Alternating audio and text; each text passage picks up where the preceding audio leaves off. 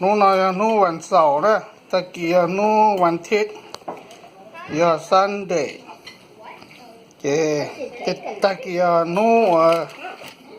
chỉ nó thì nó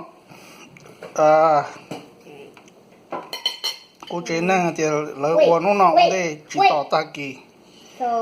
我只弄发的对那这半年没有我老毛了都顾这叫那要我烂呢烂用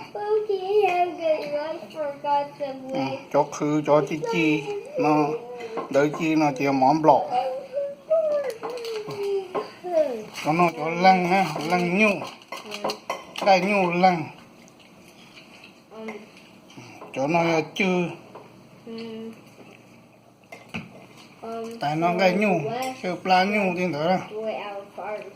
thì có là của thứ hai kho cho tọt luôn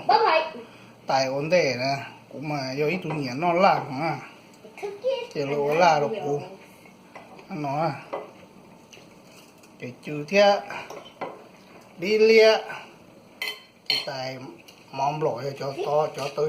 tới chi to nè cho mong lỗi nó khử poi po hồ á. If you want to add a chapter, then you just press this. Okay?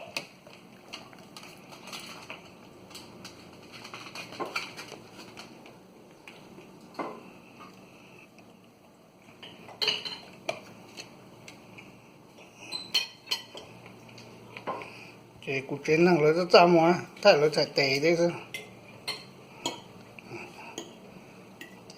chỉ thay là lũ tải nó mỏ thế thay là chạy tệ chứ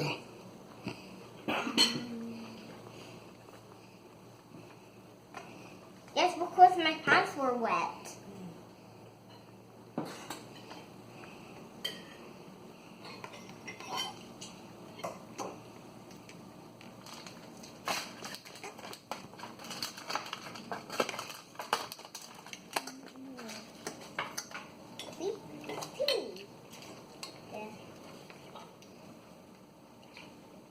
thì đã khá là sầu rồi cho là cho nó chữ chữ mà cũng nhớ nó cứ thế sự chứ nhớ chứ muốn nó là